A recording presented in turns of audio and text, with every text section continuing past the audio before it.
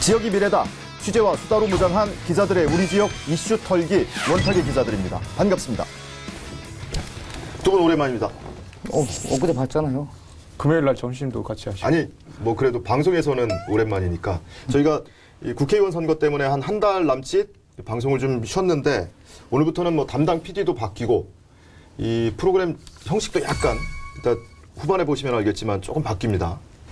두 분 투표는 당연히 하셨겠죠? 네, 했습니다. 저도 당연하죠. 이번에 보니까 뭐 사전투표가 국회의원 선거에서는 처음으로 사전투표한 거죠? 많이들 했더라고요. 저는 집에서 살고 있기 때문에 굳이 사전투표를 하지 않았고요. 당일날 와이프랑 같이 했습니다. 저도 당일날 아침 일찍 투표하고 왔습니다. 그래요. 누구 찍으셨어요? 이게 선거 마지막 날, 마감 날까지 물어보면 이게 선거법 위반인데 선거법 위반은 아니지만 제가 차마 말씀 못 드리겠습니다.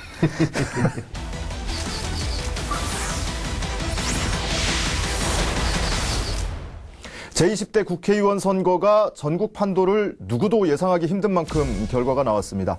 반면에 우리 지역에서는 충분히 예상 가능한 범위 내다 이런 결과가 나왔는데요. 그런데 당선된 분들 가운데에서도 일부는 마음을 놓을 수 없을 것 같습니다. 선거가 워낙 치열하다 보니까 고소고발도 난무했고 선관위에 의해서 고발을 당한 분도 있고 해서 아직도 가시방석인 분들도 있을 텐데요. 오늘은 이런 선거 뒷얘기를 탈탈 털어보도록 하겠습니다. 크래시 정한 오늘의 주제는 이제는 말할 수 있다. 4.13 총선 뒷담화입니다. 개인적으로 이번 선거 보면서 굉장히 뭐랄까요, 좀 혼탁했다라고. 후보자가 그 고발, 고소, 거기에 또 치졸한 문자 메시지. 선관위는 가장 공정해야 할 그 단체인데 그 공정성에 훼손을 줄 만한 대량 그리고 조직적으로 SNS에 유포했다. 또 심지어는 현직 시장을 통해 비밀리에 안을 내지 않았나. 그러니까 뭐 유무죄를 지금 얘기하자는 건 아니고 이거는 기소까지는 최소한 가겠다. 이런 당선자는 누구예요? 두 분은 이번 선거 결과를 한마디로 압축해서 표현하자면 어떻게 말하시겠어요? 그 전국 판세를 놓고 본다고 하면 네. 이번 국회의원 총선은 그 지역주의 타파 신호탄이 아닌가. 예를 들면 지금 호남에서 그 국민의당이 대거 당선되고 부산에서는 야당 3명을 비롯해 5석이 그 영남 지역에서 당선자가 나왔습니다. 일각에서는 한국 정치의 새로운 터닝포인트 이렇게까지 표현도 하고 있습니다. 그 중심에는 국민의당이 있지 않았나. 국민의당의 압승이다라고 생각을 하는데요. 더불어민주당이 가장 많은 의석수를 차지하긴 했지만 텃밭인 호남에서 뭐 참패를 했기 때문에 어찌됐든 결과적으로는 뭐 여당의 참패로 귀결되긴 했지만 그 중심에 국민의당의 뭐랄까요, 쾌조의 선전? 뭐 이런 그렇죠. 것이 중심에 있다, 뭐 이런 얘기죠. 그럼 우리 지역으로 충남, 세종으로 좀 국한해서 얘기를 해보면 어떻게 표현하시겠어요? 지역 정당 없이 20년 만에 충남에서 선거가 치러졌는데 당초 여당의 우세를 벗어나서 그 여야의 백중세 이렇게 표현하는 게 맞지 않을까 생각합니다.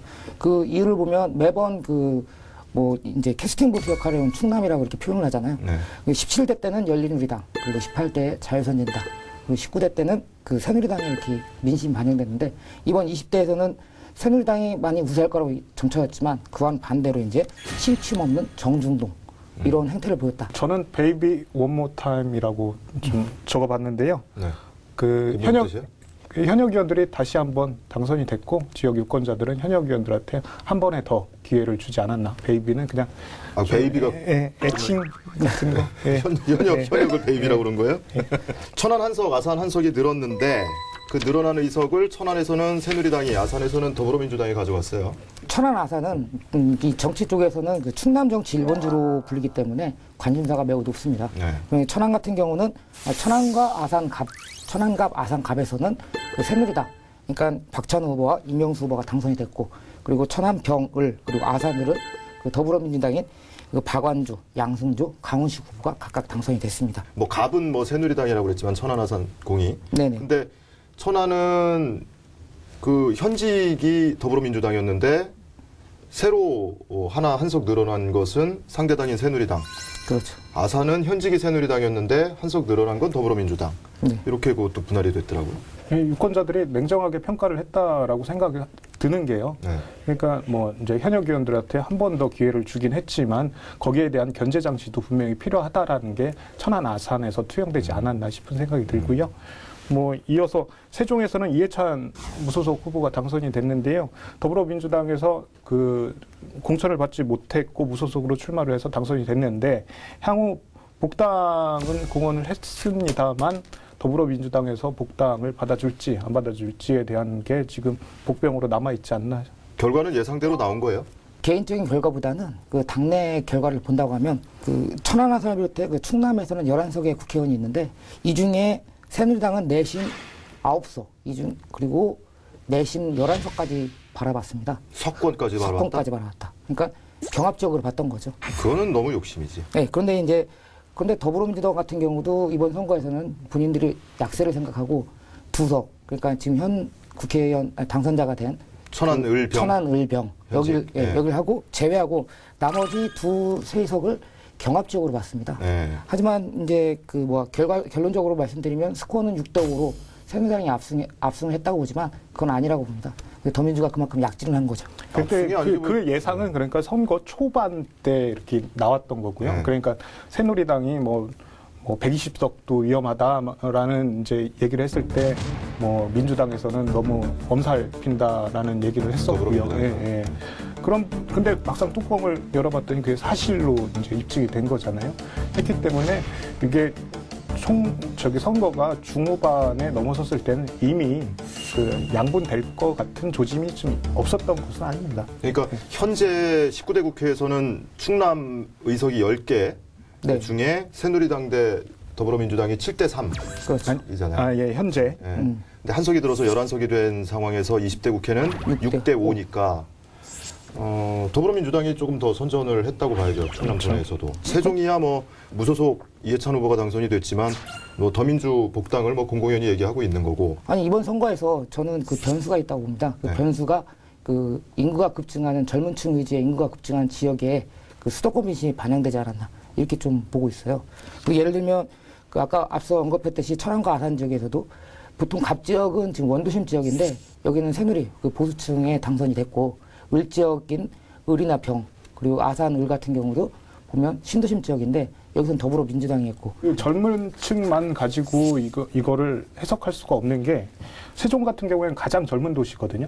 그렇다면 이해찬 후보를 뭐 물론 더불어민주당 소속도 복당을 공언했기 때문에 이제 진보 성향으로 이제 분류를 할 수는 있었겠지만, 근데 이해찬 후보에 대한 그 젊은층의 정서가 그렇게 뚜렷하게 투영됐을까 하는 생각에는 저는 좀 동의하기가 좀. 근데 뭐 그 세종시의 평균 연령을 낮춘 게 이제 신도시라고 그렇죠. 보면 신도시 인구가 이제 절반을 넘었고, 근데 신도시에서 워낙 이해찬 후보 득표가 높았다는 거 아니에요? 네. 그리고 또 하나 좀 의외스러운 것이 천안 을의 박완주 후보가 거의 한 2만 표 차로 압승을 했어요. 근데 뭐 선거 초반만 해도 천안 가불병 중에 오히려 천안 을이 굉장히 경합 지역이다 이랬던 거 아니에요. 근데 결과를 놓고 보면 가불병 중에 표차가 제일 많이 났어요. 지난 19대 선거 때하고는 좀 변화가 있었기 때문에 박완주 후보가 쉽게 당선되기는 어려울 거라는 쉬운 예상을 했지만, 근데 그 모든 예상을 비껴가고 이제 가장 많은 격차로 당선이 되긴 했습니다. 뭐 2만 박완주 1,000표가 후보가 넘게 차이가 났어요. 박완주 후보가 잘한 거겠죠. 네. 저는 이번에 그 천안 지역에서는 국민의당 이 후보들의 선전이 있었다고 생각해요. 그 창당한 지 얼마 안 됐지만 득표를 보면은 상당히 높거든요. 뭐 그렇다고 당시에 그 최민기 후보와 지금 그 정재택 후보의 양 득표를 합쳐서 뭐 박완주 후보 당선인을 이길 수 있느냐 이건 좀 의구심이 들겠지만 나름대로 그 국민의당이 이 천안 지역에서는 더불어민주당의 표를 깎아먹은 것이 아니라 그 새누리당의 표를 깎아먹지 않았나 저는 이렇게도 생각을 하고 있습니다. 양승조 의원이 이제 그 사선에 성공했단 말이에요. 아직 뭐 그 19대 임기가 좀 남아 있긴 하지만 19대 때 뭐 최고위원도 하고 당 사무총장도 하고 20대에도 뭔가를 좀 맡긴 맡겠죠. 본인이 희망하는 건 보건복지위원장을 좀 희망을 하고 있습니다. 네. 이거는 그 기자실에서 이제 당선 인사 이렇게 와서도 본인이 직접 의사를 내비쳤던 거고요. 하긴 뭐 양승조 의원이 지금 3선을 하는 동안에 12년 동안에 보건복지위원회만 10년을 했으니까. 그렇죠. 예. 양승조 의원은 앞으로 대선 때 중요한 역할을 좀 하고 싶어하는 부분을 내비치고 있고요. 네. 그런 부분에 있어서 보건복지위원장은 굉장히 큰 중요한 역할을 충분히 소화할 수 있는 위치라고 생각하시는 것 같습니다. 또 실제 뭐 보건복지위라는 게 네. 뭐 의사협회, 간호사협회, 약사협회, 뭐 이 미용사협회 등등 많은 협회를 산하에 이제 두고 있거든요. 네. 하기 때문에 이제 운신할 수 있는 폭이 굉장히 넓어지는 거죠. 하긴 예전에는 이 국회의원들이 국토위를 제일 선호했잖아요. 경쟁도 굉장히 치열하고 지역 예산 뭐 SOC 예산 따가고 이러느라고. 근데 요새는 국토위는 뭐 별로 그렇게 인기가 높지 않다고 그러더라고요. 사실상 거기 종사자들이 유권자라고 볼 수 있지 않습니까? 그러니까 대선 때 유권자가 될 수 있는데 보건 의료 분야에 그렇죠. 예, 이 인구가 뭐 전국적으로 본다고 하면 30만 이상이 넘어가니까 30만 뿐이겠어요. 그러니까 복지 부분에는 뭐 사회복지사들도 뭐 있을 거고 수많은 사회복지 단체들도 있을 테니까 아마 그거는 이제 직업군상 뭐 이렇게 이제 더 넓은 광의의 의미에서는 훨씬 더 많은 사람이 관계자들이 있지 않을까 생각합니다. 아산갑의 이명수 의원도 이제 3선이 됐어요. 3선이 되면 상임위원장을 주로 맡게 되잖아요. 3선들이. 근데 이명수 의원이 자유선진당을 거쳐서 새누리당 3선 의원이기 때문에 네. 당내 입지가 그렇게 완벽할까라는 생각은 개인적으로 의구심이 좀 드는데요. 아무래도 이제 제3당인 국민의당이 원내로 입성을 했기 때문에 그 국민의당과 함께 그 상임위를 배분을 해야 하거든요. 그 배분의 위치에 있어서 이명수 위원장까지 몫이 내려올 수 있을까라는 저는 개인적으로는 기대는 하지만 네. 당내 사정이 어떨지는 저는 모르겠습니다. 뭐 지금 현재 이명수 의원은 그런 것도 있지만 더 중요한 거는 7선인 이인재 의원이 지금 이번에 낙선을 했죠. 네. 그렇기 때문에 그 도당위원장을 누군가를 맡아야 되는데 그 박찬호 후보라든지 아니면 다른 후보들한테 맡길 수는 없는 상황이고 안부터 추려야 되기 때문에 고민은 많을 겁니다. 이명수 의원 같은 경우. 두 분한테 모처럼 퀴즈 한동안 안 내드렸는데 퀴즈 한번 내드릴게요. 천안 가불병 당선자 새누리당 박찬호, 천안을의 더불어민주당 박완주, 병의 더불어민주당 양승조 이 세 분 당선자의 공통점이 눈에 확 띄는 공통점이 하나 있습니다. 뭘까요? 선거구가 천안. 그런 정도로는 퀴즈를 안 내지. 모르세요? 뭐가 학교와 관련돼 있어요. 학교. 그 뭐 이명수 후보와 함께 성균관대학교 동문 성균관대. 예. 그러니까 천안 가불병 거기 이제 우리 권역에서는 이제 아산갑 이명수 의원까지 전부 다 성균관대 출신이더라고요. 그러니까 박찬호 당선자가 행정학과, 박완주 당선자가 한국철학과, 양승조 법학과, 이명수 행정학과.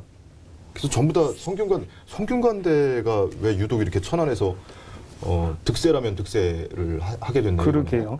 이번 선거를 갖다가 태평성대 뭐 이렇게라도 얘기하더라고요. 그게 태평성대는 뭐예요? 성대. 성대. 그래.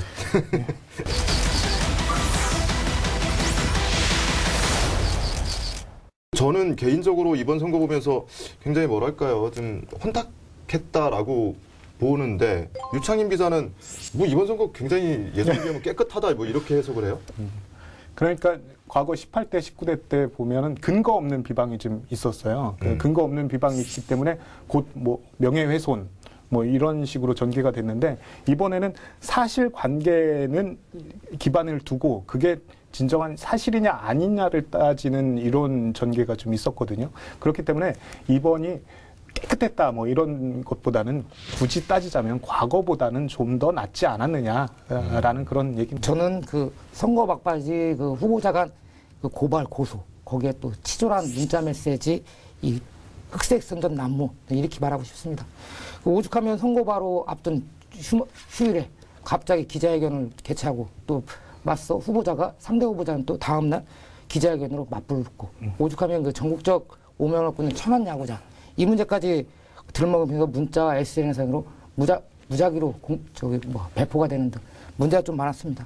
아무튼 뭐 그 이번 선거에서 두드러지게 드러난 위법 사례가 아까 유찬임 기자가 마타도어식 전혀 뭐 근거 없는 비방은 없고 허위 사실이냐 아니냐 하는 정도였다고 하는데 말 그대로 허위 사실 공표가 굉장히 좀 두드러지는 사례였고 그다음에 전에 없었던 것이 이제 여론조사 기준, 선거 여론조사 기준을 위반한 사례 이런 것들이 이제 대표적으로 좀 많이 발생을 했는데 사실 뭐 각 선거구별로 따져보면 조용한 선거구가 없어요 하나도. 천안 아산 세종을 보면 6석 중에 그나마 아산 갑은 좀 조용했었습니다. 그러니까 아산 선거구는 저기 아무래도 후보자가 달랑 2명이었잖아요. 네. 그렇기 때문에 상호 비방전은 크지 않았다. 결국엔 그렇기 때문에 다른 비교 선거구와 비교했을 때는 좀 조용하지 않았나 싶어요. 저도 그쪽은 양반 선거였다. 이렇게 좀 표현하고 싶습니다. 양반 선거였다. 선관위가 직접 고발한 그 후보자도 있죠. 당선된 분들 중에도 있잖아요. 예, 선관위가 직접 고발한 곳이 그 천안갑의 박찬호 그리고 아산을의 강훈식 그 당선자를 직접 고발을 했는데요. 중앙선관위가 그 지난 2월이죠. 그 지금 이번 선거에서 그 당선된 그 박찬호 당선인을 그 검찰에 예비후보자 당시에 검찰에 고발했습니다. 네. 선관위는 그 박찬호 당선인이 그러니까 지난해 10월 홍성에서 열린 그 새누리당 당원대회에서 그 참가자들에게 교통편의와 음식을 제공한 혐의라고 이렇게 밝혔는데요.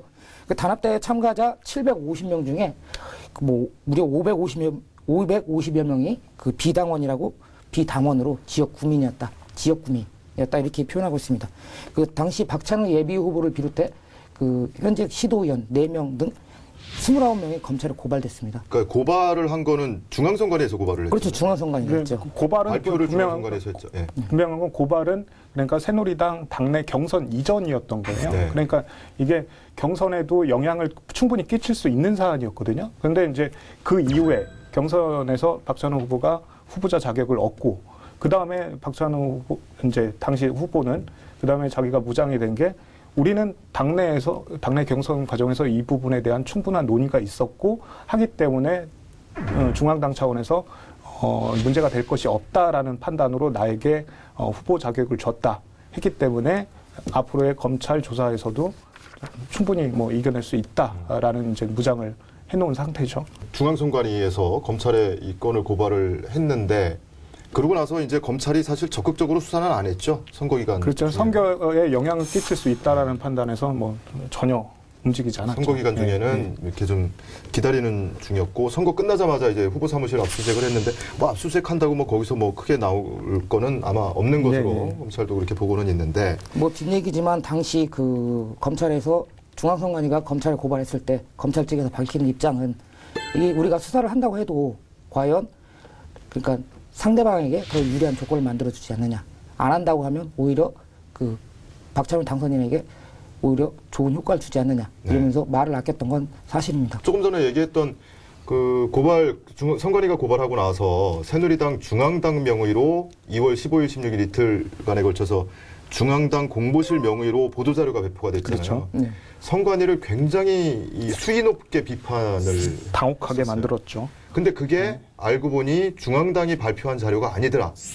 그래서 이 부분도 검찰이 아마 손을 좀 대고 있는 것 같더라고요. 이제 그거는 사실관계가 제가 알기로는 그렇습니다. 네.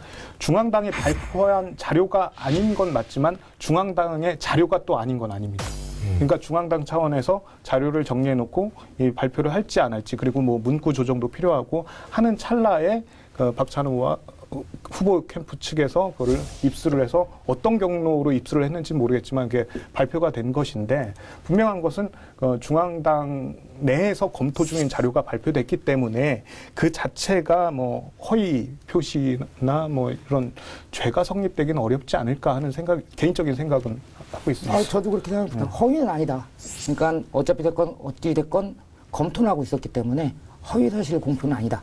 이렇게 볼 수 있다고. 그러니까 뭐 그게 뭐 허위사실 공표에 해당이 되든 선거법상의 또 다른 조항 뭐 성명 등의 허위 표시죄에 해당이 되든 뭐에 해당이 될진 모르겠지만 하여튼 충남 선관위에서는 이 부분에 대해서도 문제가 있다라고 보고 있는 거고 검찰도 들여다보고 있다. 여기까지는 아니 이제 팩트인 것 선관위 같아요. 입장에서는 당연한 거 아니겠어요? 자기네들을 비난을 했는데 네. 그 성명서를 통해서 자기네들은 선관위는 가장 공정해야 할 그 단체인데 그 공정성에 훼손을 줄 만한 성명서 내용이 포함되어 있다 보니까 네.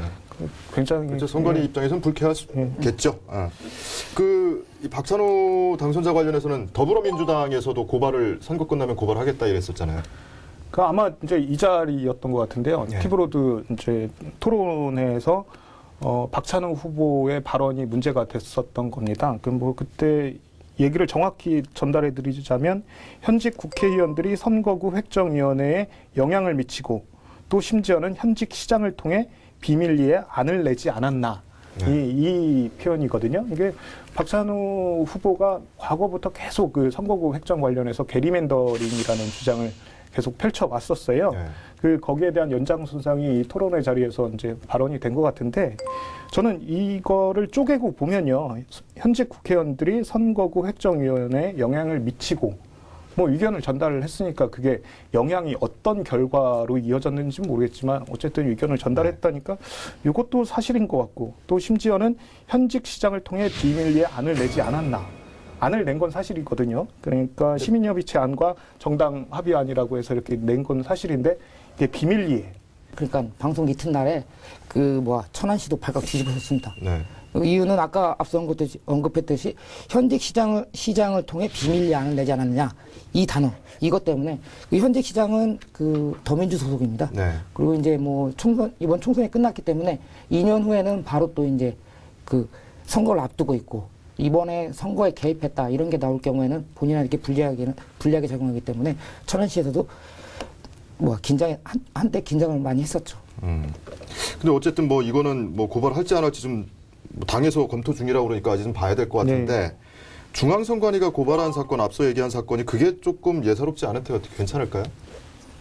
일단은 그 최초 신고자에게 그 신고 포상금이 전달된 걸로 알려졌습니다. 그러니까 그렇더라고요. 선관위가 신고 포상금 5,400만 원인가요? 두 명한테 합해서 5,400만 원 지급을 했더라고요. 신고 포상금이라는 것 자체가 선관위는 굉장히 여기에 자신을 하고 있지 않나라는 자신감의 표현일 것 같고요.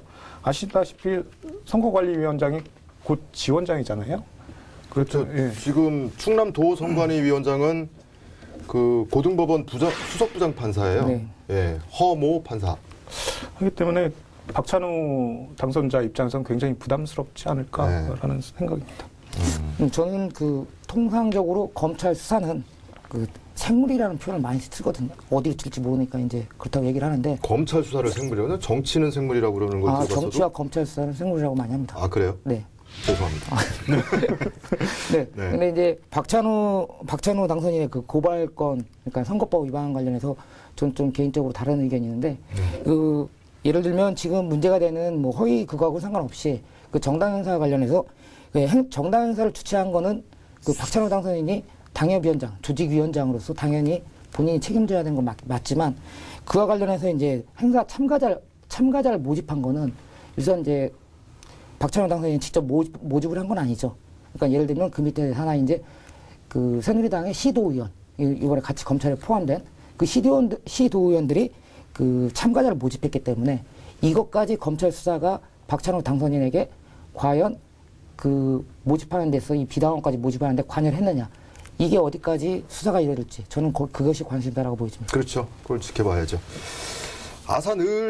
아산을에서 또 검찰이 이 당선자 고발한 사례가 있는데 강훈식 당선자 선관위가 이제 검찰에 고발했는데 이건 어떤 내용이에요? 네, 그 충남 선관위가 선거 바로 코앞에 둔 그 11일이죠. 그 아산을의 강훈식 후보를 그 허위 사실 공표 혐의로 검찰에 고발했습니다. 그 문제가 된 건 강훈식 후보의 그 경기도지사 시절에 이제 그 보좌관 재임 기간 그리고 실적이 문제가 됐는데요. 그 재임 기간이 1년 11개월인데 본인은 이제 4년 동안 당시 경기도지사 재임 기간 그 실적을 자신의 공보물 그리고 페이스북, SNS 그리고 언론사 주최 그 토론회 등에서 기재하고 그 14조 원 외자 유치 그리고 70만 개 일자리를 창출했다. 이렇게 얘기를 했습니다. 그 손학규 전 지사 그 당시 사임 동안 2002년부터 6년까지 4년 동안의 이 실적을 보면 외자 유치 14조, 일자리 창출 70만 개. 그렇죠. 근데 강훈식 당선자가 그것이 나의 성과이다. 뭐 이렇게 발표를 했는데 선관위가 확인한 걸로는 강훈식 당선자가 혁신분권 보좌관을 1년 11개월 동안 했고 그 사이에 이뤄진 실적은 외자 유치는 14조가 아니고 4조. 일자리는 70만 개가 아니고 61만 개. 네. 그러니까 사실은 어찌 보면 14조 원을 유치했다, 뭐 4조 원을 유치했다는 것과 일자리를 70만 개를 창출했다, 61만 개를 창출했다. 이게 뭐 그렇게 표심에 크게 영향을 줄 일입니까? 이걸 뭐하러 이렇게 좀 과장을 했는지 모르겠어요. 총선에서 가장 큰 화두가 됐던 게 경제였기 때문에 그 부분을 강조하고 싶었던 거겠죠. 경제 활성화를 위한 능력을 입증하는 자료로 하려다 보니 조금 무리했다 이렇게 보이는 거예요. 이것 역시도 하여튼 좀 지켜봐야 되겠고 뭐 어쨌든 선관위가 고발을 했으니까 앞서 얘기한 것처럼 선관위 위원장이 전부 다 판사 현직 판사들이어서 좀 법적인 뭐랄까요 지위를 좀 갖죠. 뭐 검찰이 뭐 기소를 할 가능성이 높다고 봐야 되겠죠. 기소 가능성은 높겠죠, 아무래도. 그런데 기소가 곧 당선 무효는 아니기 때문에요. 좀 더 지켜봐야 되고요. 여기서 참고로 한번 말씀드리자면 19대 때 그 입건자가 당선자 중에 입건자가 총 79명이었습니다. 이 중에 당선 무효형이 확정된 사람은 10명이었고요. 18대 때는 37명이 입건이 되고 이 중에 15명이 당선 무효가 확정이 됐는데요. 그렇기 때문에 이제 올해는 이번에는 253명 당선자 중에 104명이 입건이 된 걸로 알려지고 있고 그러니까 좀 더 지켜봐야 할 것 같습니다. 그 대법원이 일찌감치 그 5대 선거범죄에 대해서는 당선 무효형을 선고하겠다. 그리고 이 재판 기간도 법에는 지금 1심, 2심이 각각 3개월씩 이내에 끝나게 돼 있는데 각각 2개월 이내에 끝내겠다. 2개월. 굉장히 속도감 있게 재판을 진행한다고 이렇게 의지를 천명했잖아요. 그리고 이제 5대 선거범죄 중에 허위사실 공표도 포함이 돼 있어서 당선 무효형을 선고하겠다 이렇게 얘기를 해놔서 이 허위사실 공표가 유죄냐 무죄냐에 따라서 유죄로 입증되는 순간 굉장히 좀 위험해질 수 있는 상황. 네, 이제 두 가지 측면으로 봐야 되는데요. 허위사실 공표죄가 내가 당선할 목적으로 허위사실을 유포한 경우, 또 한 가지가 상대방, 나와 경쟁자를 떨어뜨리기 위해서 허위사실을 유포한 경우 두 가지로 나뉘는데요. 내가 당선될 경우에는 아마도 강훈식 후보에 해당하는 케이스죠. 케이스고 이때는 5년 이하의 징역 또는 3천만 원 이하의 벌금에 처하도록 돼 있어요. 네. 결과적으로 한선이 정해지지 않았거든요. 그러니까 재판부의 판단에 따라서 형이 범죄가 인정이 되더라도 당선직은 유지할 수 있는 가능성이 아주 없는 건 아니고요. 참고로 상대방을 당선되지 못하게 할 목적으로 할 때는 7년 이하의 징역 또는 500만 원 이상, 3천만 원 이하의 벌금. 그러니까 하한선이 500만 원 이상이기 때문에 이 경우에는 무조건 혐의가 인정될 경우 당선이 무효가 됩니다. 선거법상 100만 원 이상 본인이 형을 받으면 그렇죠. 무효가 되니까 이건 하한선이 500만 원이니까 유죄로 이 조항에서 유죄로 판단이 될 경우에는 뭐 유죄로 인정되면 무조건 당선이 무효되는 그런 상황이죠.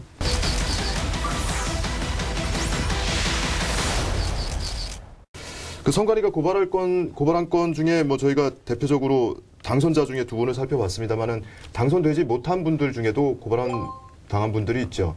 천안을 종교인들 몇 명을 지금 고발한 건이 있는데요.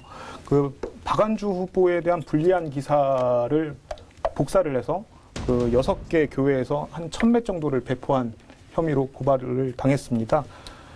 그 뭐 내용에는 박안주 후보가 특정 종파에서 감사장을 뭐 전달받았다, 뭐 이런 내용도 포함되어 있는 걸로 알려져 있고요. 저는 그 배포된 1,000매가 어떤 내용이 있는지 정확히 파악이 안 돼서 저는 하여튼 전 대략적으로는 뭐 불리한 기사였다. 그거를 복사해서 배포를 했다. 그래서 선관위에서 배우가 있다고 판단을 하고 그 종교인들을 고발을 했다. 뭐 이 정도 팩트만 확인이 되고 있습니다. 어느 후보 측에서 했느냐 이런 거는 아직 입증된 바는 없죠. 그렇죠. 네. 이 밖에 또 이제 최민기 후보가 다음날 그 긴급 기자회견을 열고서 박안주 당선인 뿐만 아니라 그 천안 지역 시도의원 6명을 그 허위사실 유포 등 공직선거법 위반 혐의로 검찰에 고발하고 선관위에 고발장까지 접수를 했습니다. 그 최민기 후보는 그 천안 야구장 조성 문제를 마치 본인이 그 주도한 듯 대량 그리고 조직적으로 SNS에 유포했다. 이렇게 주장했습니다. 근데 실질적으로 최민기 후보가 그때 기자회견 당시에 그 공개한 자료에 보니까 제가 봐도 약간은 조금 그 뭐라고 해야 되나 그 너무 치졸한 문자가 아니었나 이렇게 좀 보고 있는데요. 정확한 내용을 위해서 제가 보니까 780억 원 천안 야구장 어떻게 생각하세요? 여기에 누군가 빼먹었다. 최민기 후보가 천안시장일 때 400억 원 통과. 이렇게 해서 문자를 보내고 그 밑에 이제 기사 링크를 했는데 그 링크된 기사를 보면 최민기 후보하고는 전혀 상관이 없는 그냥 천안 야구장 문제만 나오고 있었습니다. 그러니까 더불어민주당 소속 현직 시도위원 5명이 보냈다라는 거죠. 그래, 결과적으로는 선제 공격을 한 거는 그 최민기 후보였고요. 최민기 후보가 저그 선거 기간 내내 그 박원주 의원의 측근 비리, 그러니까 보좌관의 비리 부분에 있어서 이제 전 집중, 보좌관의 전 보좌관의 비리에 대해서 집중 부각을 했고, 거기에 맞대응을 하는 게 그 최민기 천안 야구장 책임론을 들고 나오지 않았나. 근데 최민기 후보 입장에서는 이 천안 야구장이 본격화된 거는 5대 2회 때고, 대부분의 중요한 결정 사항도 5대 2회 때 결정이 됐고, 자기는 6대 때 입성을 했고, 또 한 가지 이 소관 상임위 역시 자기와는 전혀 관계가 없는 상임위에서 처리한 건을 마치 자기의 책임이 있는 것냥 이렇게 표현을 해서 문자를 대량 살포했다라고 이제 맞섰던 거죠. 네. 결국에는 하여튼 최민기 후보 그리고 박원주 당선자 둘 간에 이게 뭐 다툼도 불가피하게 생겼고, 또 검찰 선관위가 고발한 건에 대해서도 또 수사를 해봐야 배우가 또 밝혀질 테고 하니까 여기도 뭐 하여튼 뒤끝이 좀 개운치는 않습니다. 천안을도. 자, 천안 병도 만만치 않아요. 네. 그 양승조 후보가 그 자체 조사한 여론조사 결과 발표를 두고서 그 후보자들 공방이 이어졌고요. 뭐 끝에서는 그 여론조사 담당했던 그 기관이 이 상대방 후보들 두 명을 서울지역 경찰서에 그 고소장, 명예훼손이다 하면서 고소장까지, 임시고소장입니다.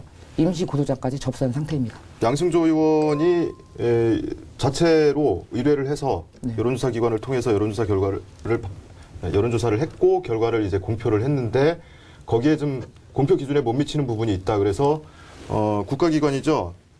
선거 여론조사 공정심의위원회에서 이것은 여론조사 기준에 미달되니 공표 금지다 해서 이제 삭제해라 뭐 이렇게 그렇죠. 해서 네. 발단이 시작된 거죠. 근데 이 당사자 간의 어떤 본심은 어떤 거였나라는 생각을 좀 해봤거든요.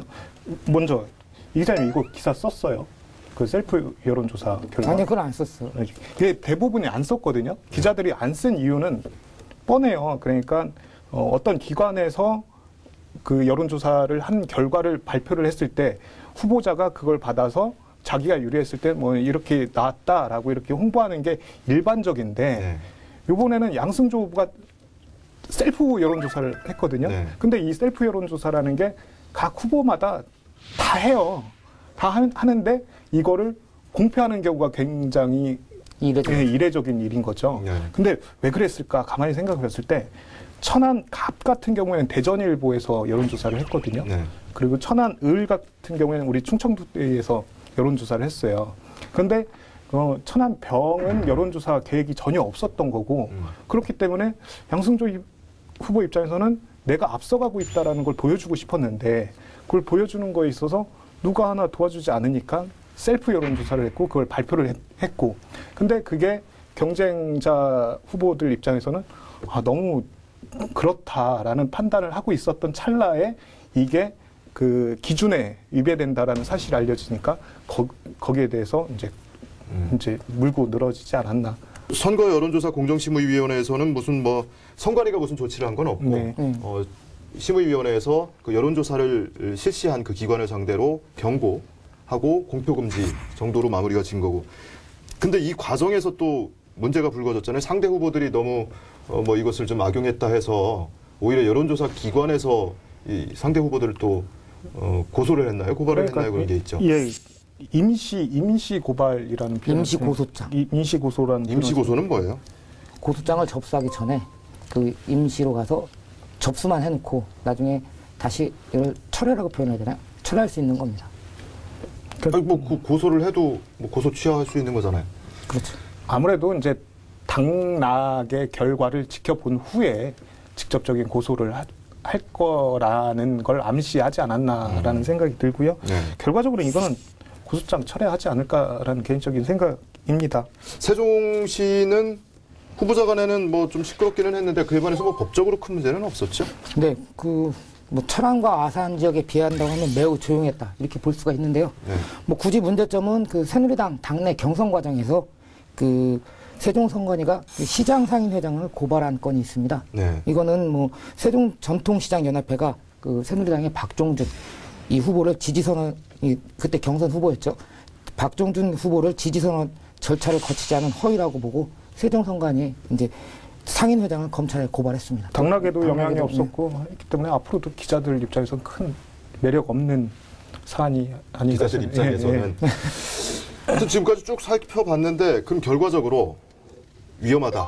그러니까 뭐 유무죄를 지금 얘기하자는 건 아니고 이거는 기소까지는 최소한 가겠다. 이런 당선자는 누구예요? 뭐 개인적인 걸 여쭤보시니까 저는 제 판단에는 강훈식 후보, 박찬호 후보, 박완주 후보 이 순이 아닐까 싶은 생각이. 강훈식 후보, 박찬호 후보, 박완주 후보 이 순으로 위험하다. 예. 그렇다고 보는 거죠.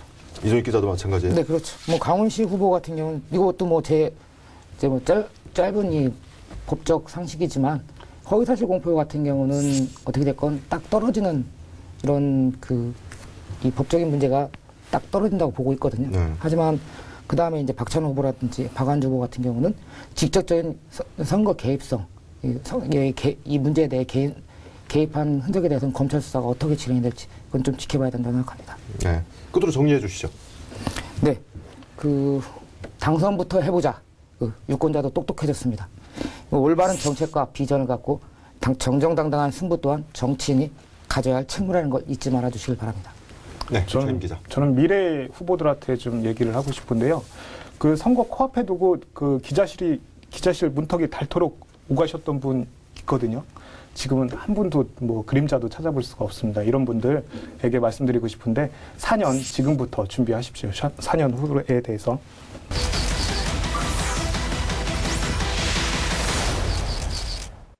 다음은 원탁의 기자들이 새로 만든 코너 이유 있는 썰입니다. 이 기자, 유 기자 두 분이 주제를 내놓고 대화를 나눠볼 텐데요. 두 분이 주도하는 코너니까 두 분이 한번 직접 소개를 한번 해보시죠. 아까 연습한 거 있잖아요. 소소하지만 왠지 궁금한 이야기. 궁금하지만 어디서도 속 시원하게 말하지 않은 이야기. 이종익 기자와 요창임 기자의 이유 있는 썰. 끝에만 잘 맞았다. 끝에만. 연습 많이 했네요. 뭐 이 시간은 사실 우리가 뉴스나 신문을 보면 사실 헤드라인은 다 뭐 매체나 비슷비슷해요. 그죠? 특별한 경우 빼고는. 하여튼 그런데 뭔가 좀 재미있는 얘기 그리고 소소한 얘기거리가 될 만한 얘기는 저 구석에 박스 기사로 조그맣게 들어가 있는 경우가 많습니다. 그래서 헤드라인은 아니지만 그런 얘기들 소소하게 좀 재미있는 얘기들 그런 얘기를 좀 풀어보도록 하겠습니다.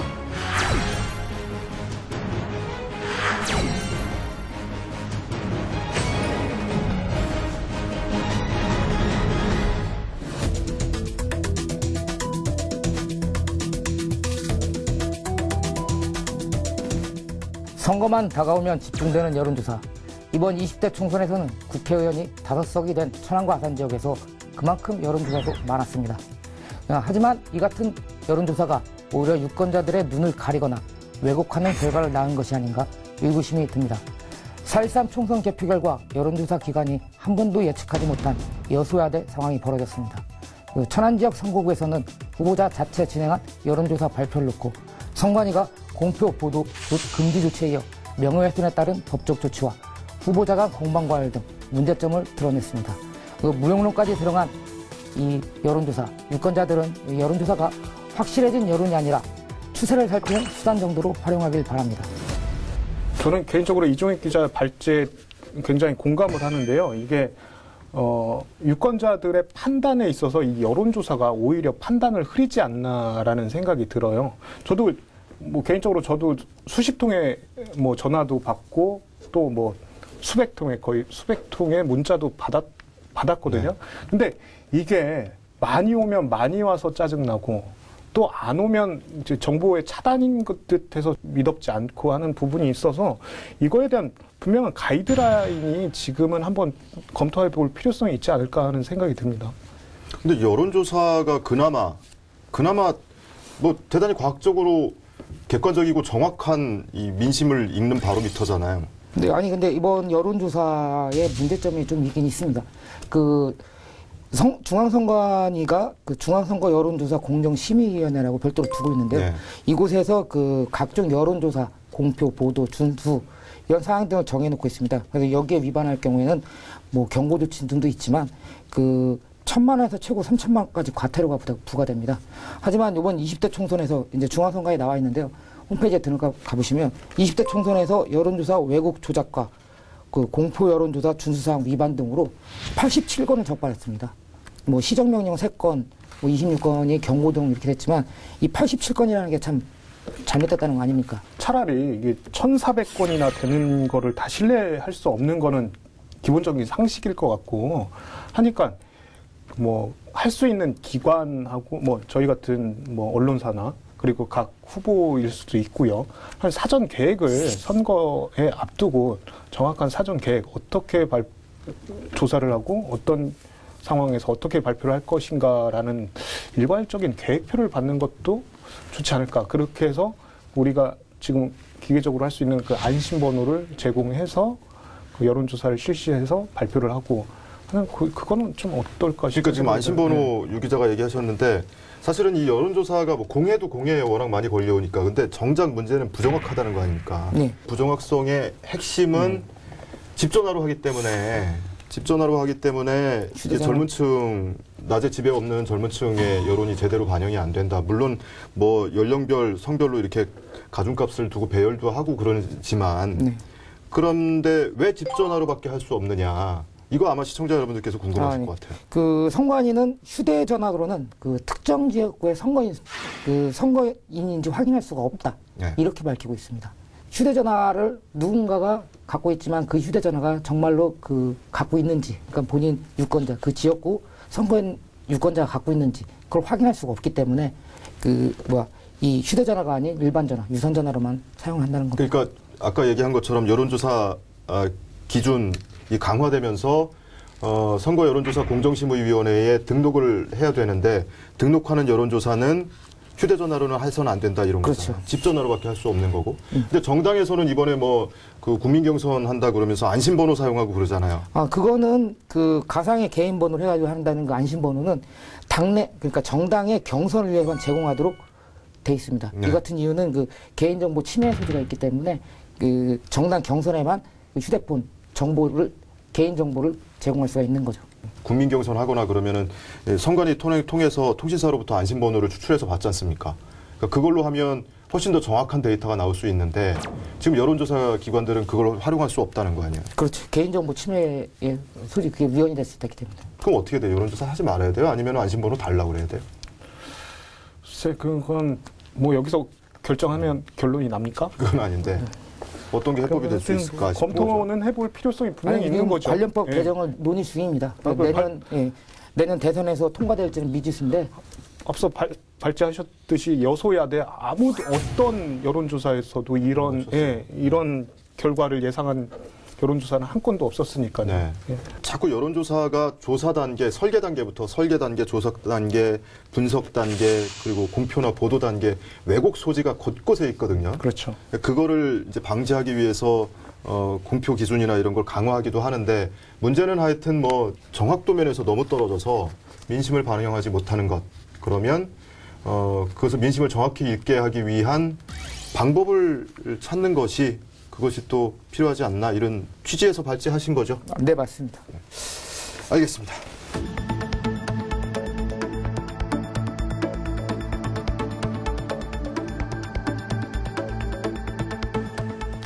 이번 4.13 총선 지역 정가에게는 또 다른 의미가 있는데요. 바로 국민의당이 2018년 지방선거까지 당을 유지하느냐입니다. 이게 왜 중요하냐면 말이죠. 2010년 지방선거 이후 8년 만에 3당 체제로 지방선거가 열리게 되기 때문입니다. 3당 체제가 무슨 의미를 갖는지 잠시 설명해 드리자면요. 아시다시피 지방선거는 중선거구제로 진행됩니다. 즉, 한 선거구에서 2~3명의 시의원을 뽑게 되는데요. 양당 체제의 경우 각 정당의 공천을 받은 가번 후보는 곧 당선이라는 공식이 세워진 것입니다. 그러나 3당 체제에서는 가번 후보라도 당선을 안심할 수 없게 됩니다. 결국 공천자와 함께 유권자의 눈치를 보게 되는 것입니다. 근데 이 지방선거에서 국민의당의 역할에 주목을 하는 거예요? 예, 저는 개인적으로 국민의당 역할에 주목을 하고요. 네. 그 이유는 아마 이제 과거 자유선진당 존재 하에서 자유선진당의 역할을 비춰봤을 때 이제 국민의당이 그런 역할을 충분히 할 수 있다라는 판단에서 얘기를 하는 거고요. 2010년 자유선진당이 존재했을 당시 천안에서는 21명의 시의원 중에 4명이 자유선진당 출신이었습니다. 네. 또 아산에서는 14명 중 5명이 자유선진당 출신이었고요. 그 현재 이제 앞으로 전개될 국회를 바라보시면 쉽게 이해가 되실 텐데 자유선진당이 캐스팅 보트 역할을 하면서 양측의 의견을 조율할 수 있는 역할을 충분히 했었던 거죠. 네. 과거. 앞으로 국민의당도 이제 기초의회에 입성을 해서 그런 역할을 충분히 할 수 있다라는 판단입니다. 그렇죠. 그러니까 이번에도 국회에 보면 아까 뭐 우리가 그 부분까지 깊이 있게 들어가진 않았는데 사실은 국민의당이 38석인가요? 38석이죠. 그러니까 의석도 뭐 기대보다는 많기도 했거니와 의석이 많고 적음을 떠나서 가장 국민의당이 힘을 발휘할 수밖에 없는 구조가 된 것이 단독 과반이 없다라는 거죠. 의석을 가진 정당이 없다. 지방선거는 또 앞서 발제에서 얘기했듯이 선거 과정에 있어서 공천에서 가번을 받느냐가 굉장히 중요하잖아요. 특히나 이제 3명을 뽑는 선거구에 양당 구조로 만약에 이제 선거가 치러지면 그냥 기본적으로 가번, 양당의 가번은 무조건 당선. 네. 나번 하나 가지고 나번이 나머지 한 석을 갖고 싸웠던 네. 거잖아요. 네. 그렇기 때문에 뭐 그 2석을 뽑는 경우에도 양당 체제에서는 가번은 무조건 당선. 네. 이게 실제 결과로도 이어졌고요. 1번당 가번, 2번당 가번. 예, 그렇죠. 주로 그런데 앞으로 뭐 3당 체제에서는 가번이라고 해서 무조건 당선 아닌 거죠. 더더군다나 이제 그 기초의원 선거 때는 투표장을 가긴 가는데 이 후보들이 단체장이나 모르죠. 국회의원처럼 이렇게 유명하지 않으니까 그냥 나는 뭐 새누리당이 좋아 또는 뭐 더불어민주당이 좋아 뭐 국민의당이 좋아 그러면 일단 위에 있는 사람 가번에 찍는 그렇죠. 그런 심리가 작동을 하는 모양이에요. 그래서 가번을 받은 후보가 주로 당선이 되는데 그러면 이제 예를 들어서 한 선거구에서 3명을 뽑는 선거구다. 그러면 1, 2, 3번 가번이 당선될 가능성이 뭐 많죠. 가장 치열한 건 2명 뽑는 데서 세 개의 당이 한 명씩 후보를 냈을 때가 가장 뭐 치열한 과정이 되겠죠. 또 한 가지가 앞으로 이제 정당에서 공천을 받아야 되는 현역 시의원들도 좀 생각이 복잡할 거예요. 왜냐하면 이제 뭐 무조건 자기가 가번을 받을 수 있다라는 것도 지금 뭐 확실치가 않고요. 앞으로 선거구가 어떻게 개편될지 모르기 때문에요. 그러니까 자기가 어떤 노선을 어떤 스탠스를 취해야 할지도 지금 확실치가 않은 거고. 다음에 이제 시장 선거도 있지 않습니까? 여기에도 영향이 상당히 끼칠 거라고 봅니다. 사실상 이번 총선에서 후년에 시장 선거에 나올 웬만한 이제 거론된 후보자들이 다 출마를 했기 때문에 그 2년 후에 열리게 다시 선거가 치러진다고 하면 이때는 국민의당의 역할이 무시 못할 거라고 생각합니다. 그리고 국민의당이 뭐 굳이 캐스팅 보트가 아닐 수도 있는 거예요. 아마 어떻게 보면 어떤 바람이 불지 모르겠지만 유력한 시장 뭐 당선 유력자가 될 수도 있는 거고. 아니 뭐 지방선거 전에 이미 내년 연말에 대통령 선거도 있는데 뭐 그 사이에 또 무슨 일이 벌어질 수 있을지 압니까? 예, 소수 정당이 아니고 뭐 유력 정당이 될 수도 있는 거니까요. 네, 앞으로 그렇죠. 어떤 변화가 있을지는 다만 이제 국민의당이 지방선거까지 존재를 하느냐의 문제인 건데 그 대선에 있어서 지금 안철수 대표 입장 보면은 아무래도 대선까지 그러니까 어쨌든 그 현행 상황에서 전제를 놓고 우리가 얘기하는 게 물론 한계는 있겠습니다만 어쨌든 현실에 비춰서 좀 볼 때 실제로 그렇게 해석할 수밖에 없는 게 새누리당하고 더불어민주당하고 국민의당의 비례대표 정당 지지율이 그렇죠. 그렇게 큰 차이가 안 났어요 지역에서. 서북구의 경우에는 새누리당이 27.57%, 더불어민주당이 32.36%, 국민의당의 25.98%. 그러니까 뒷자로 떼고 얘기하면 1번, 2번, 3번 당이 27대 32대 25. 예. 5% 범위 내에서 그렇게 편차가. 예. 동남구의 경우에는 뭐 뒤에 빼면 새누리당 32, 더불어민주당 28, 국민의당 25. 네. 그러니까 다들 10% 여기서 차이 10% 안에서 편차. 이내에서 있으니까. 그러니까 누가 뭐 절대 강자라고 할 수가 없어요. 내년 연말까지 1년 반 동안 뭐 이제 본격적인 대선 전이야 뭐 그 전에 시작되겠지만 1년 반 동안 대선이 어떻게 진행되느냐 이 과정이 우리나라 정당사를 가르는 굉장히 큰 변곡점이 되지 않을까 뭐 이것만은 분명해 보여요. 그렇죠. 거기에 대한 표출이 비례대표 결과에서 나왔고요. 더불어민주당을 국민의당이 이긴 거잖아요. 네. 비례대표 전국적인 득표 현황에서는요. 앞으로 국민의당의 존재 여부는 지역에서도 관심사일 것 같습니다. 네.